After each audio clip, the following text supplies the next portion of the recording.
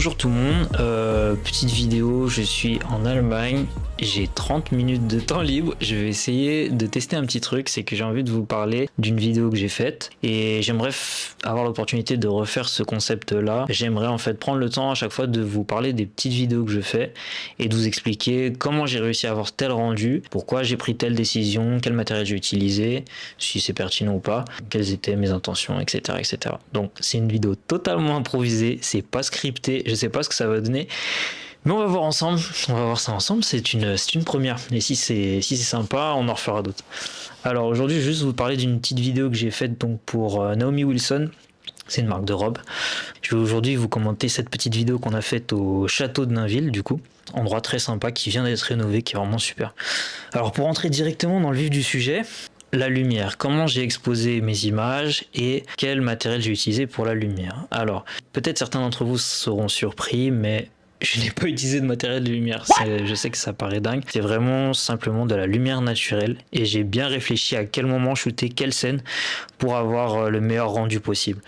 Alors si vous avez l'habitude de visionner le travail que je fais, vous savez que moi j'ai une préférence pour la lumière qui va être assez diffuse, parce que je sais pas si j'aurai vraiment le temps d'en parler dans cette vidéo là, mais c'est ce qui va me permettre d'obtenir le rendu que moi je recherche. Je dis pas que c'est comme ça que tout le monde doit travailler, mais moi dans le milieu dans lequel j'exerce, c'est-à-dire beaucoup le mariage ou la vidéo corporate, publicitaire, moi c'est le type de lumière que je recherche, c'est une lumière qui va être douce, une lumière qui va être diffuse, une lumière qui va être homogène, uniforme, qui va être très peu marqué en fait.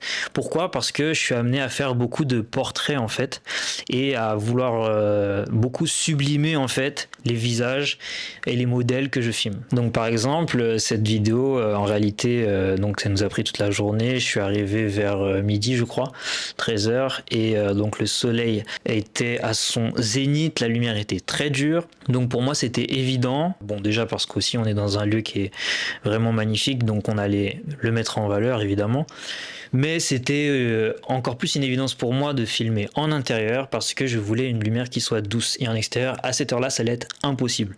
Donc c'est pourquoi j'ai privilégié les plans en intérieur, et vous verrez que dans la vidéo les rares scènes qui ont été faites à l'extérieur sont des scènes qui sont faites en fin de journée, quand la lumière est plus basse, et donc une lumière qui est moins brutale, qui va pas venir créer des ombres disgracieuses sur le visage de mon modèle.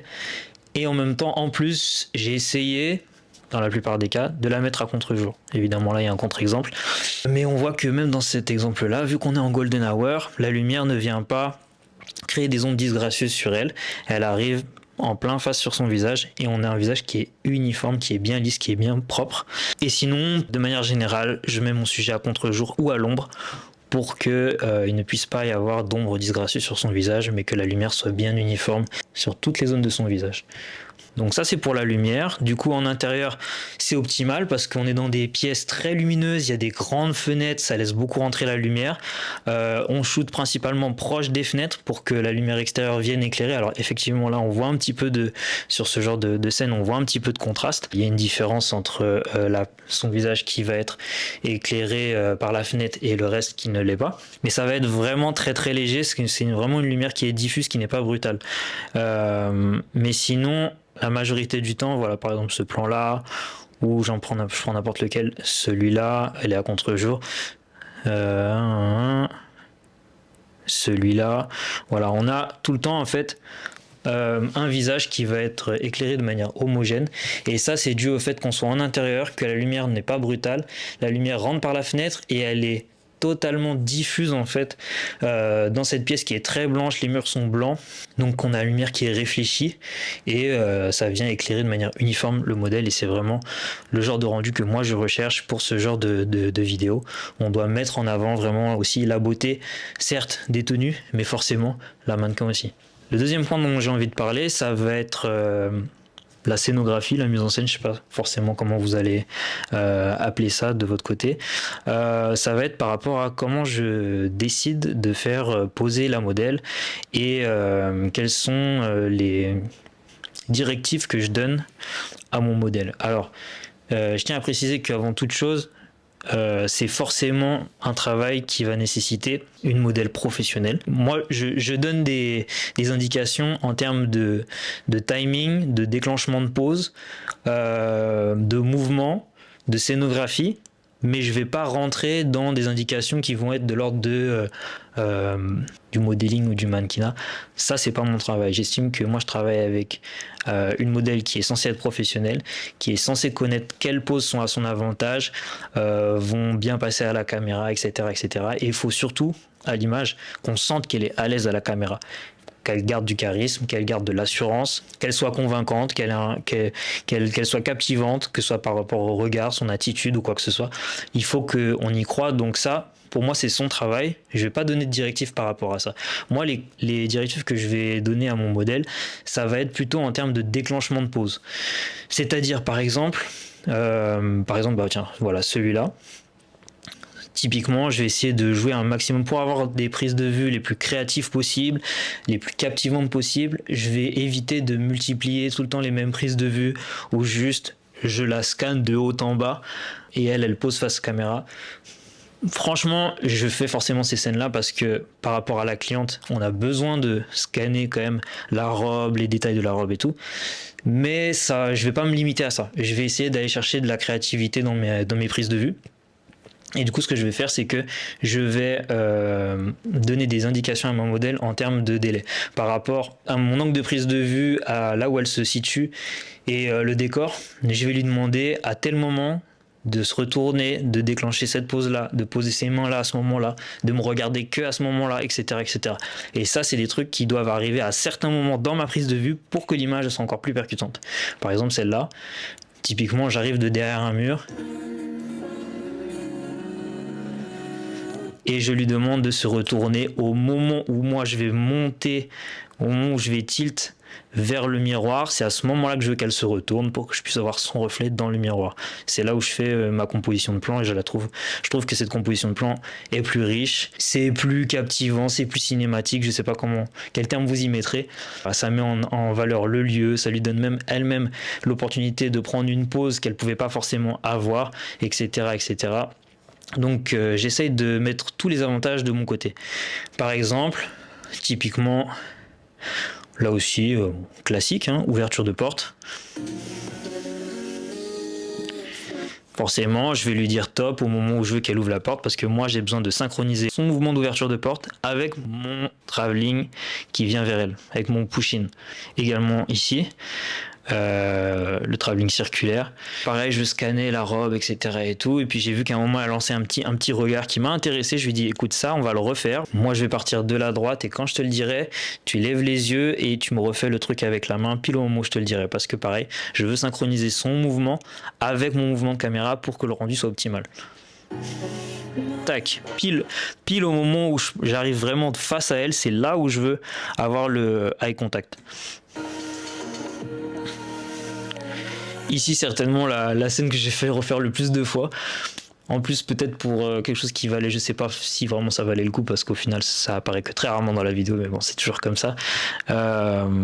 Je partais d'en haut, encore une fois, j'avais envie qu'on puisse voir le lustre, voir l'ampleur de l'intérieur de ce château, et de l'avoir évolué dans l'espace. Pourquoi je fais ça? Parce que, encore une fois, c'est des choses qui vont apporter du cachet à ma vidéo, c'est des choses qui vont influencer le spectateur, parce que lorsqu'on fait une publicité, il y a beaucoup de facteurs qui vont influencer, qui vont pousser le consommateur à l'achat. Ça va pas être simplement que de voir la robe. Ça va être le choix du modèle, ça va être les valeurs qui sont véhiculées, ça va être les codes qui sont mis en avant durant la vidéo, etc.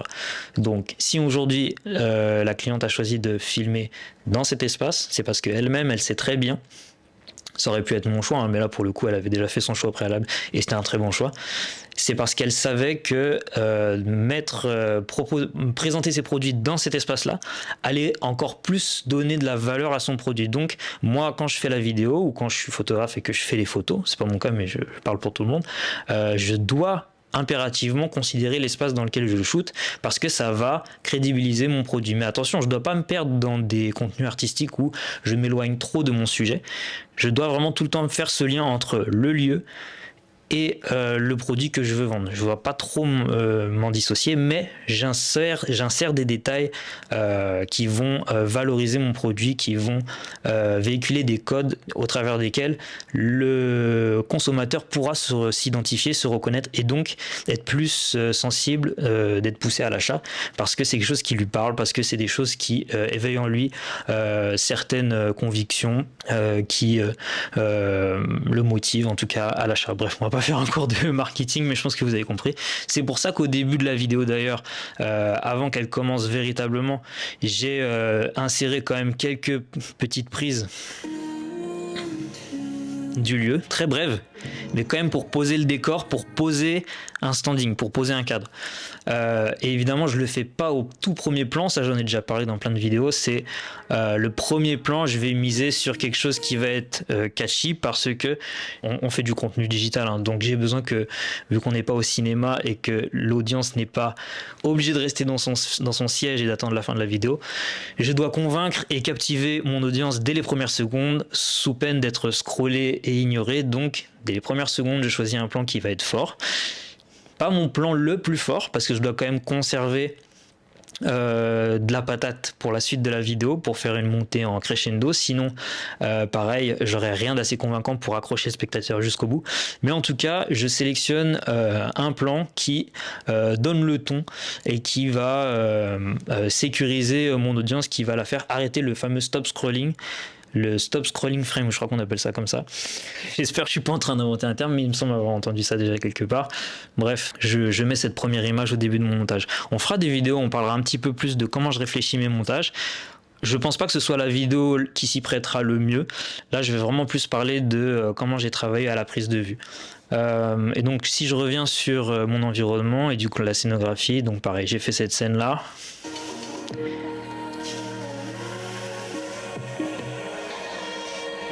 Voilà. Donc encore une fois, ça c'est pareil, c'est timé précisément.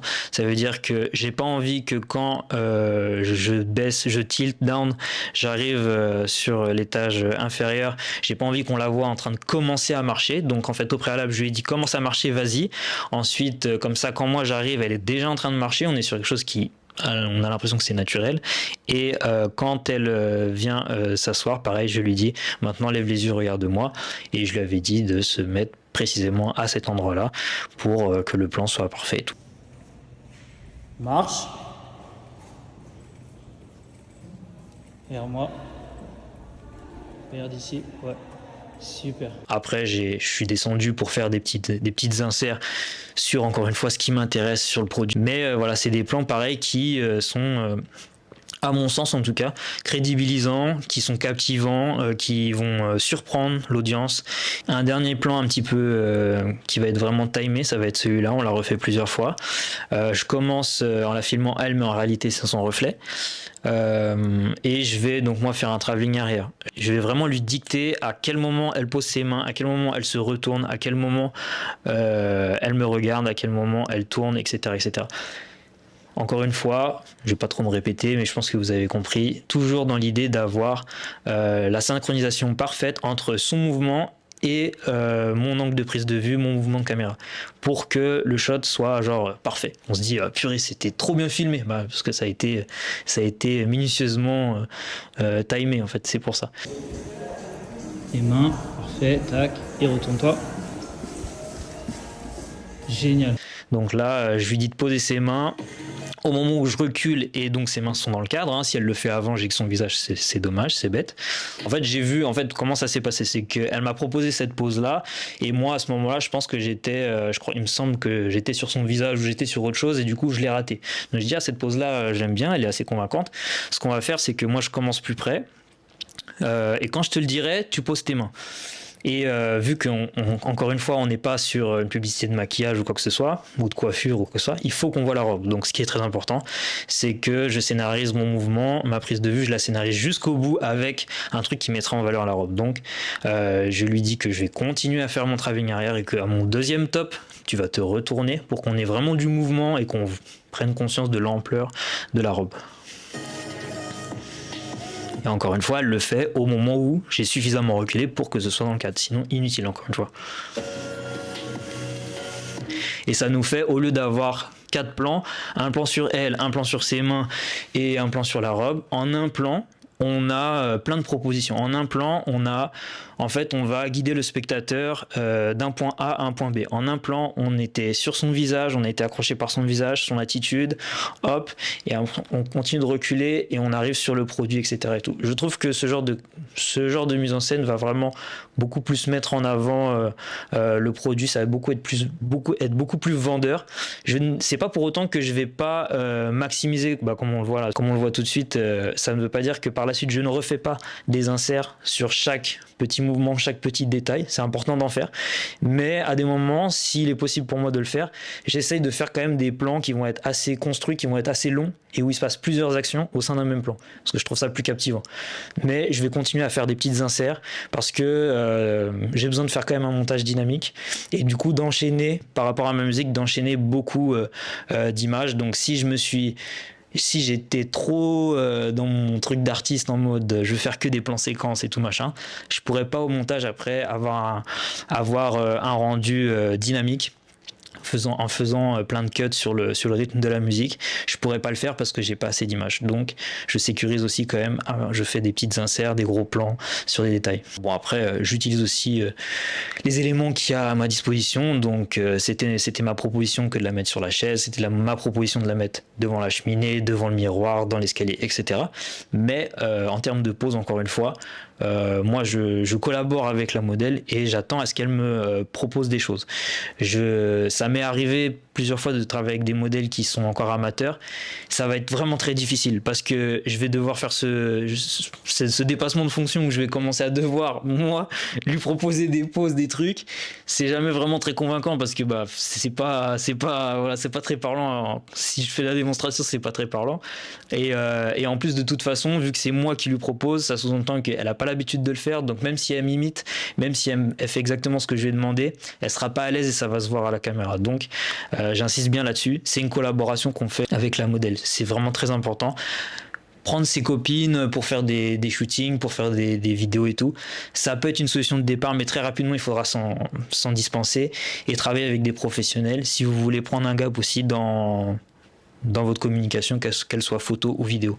Ça fait déjà 20 minutes, je sais pas au montage si ça fait 20 minutes, je pense que ça fera moins, mais ça fait déjà 20 minutes que je tourne, il y aurait encore beaucoup de choses dont on pourrait parler sur cette vidéo, mais je vais m'arrêter là pour l'instant, pour être sûr de pouvoir faire un format court, et aussi simplement déjà de voir si c'est quelque chose qui vous plaît, auquel cas je reproduirai l'expérience, mais on va s'arrêter là pour l'instant. Dites-moi dans les commentaires s'il y a des choses dont vous voudrez qu'on aborde, si vous avez des questions par rapport à cette vidéo ou plein d'autres, parce que franchement moi je pourrais être assis là et parler des heures par rapport à que ce soit mon travail ou même le travail des autres. Je pense même à faire du commentaire sur des publicités qui sont réalisées par des grandes enseignes et tout. Des fois je vois des vidéos, je trouve ça génial, j'ai envie d'en parler, j'ai envie de partager ça avec vous et je pense que ce serait vraiment très instructif, autant pour moi-même que pour vous. Donc franchement n'hésitez pas à me dire, n'hésitez pas à me faire des recommandations ou simplement à me dire ce que vous auriez aimé dont on parle sur cette vidéo ou sur d'autres. En tout cas, abonne-toi si c'est pas déjà fait pour plus de contenu comme ça et je te dis à la prochaine. Bye.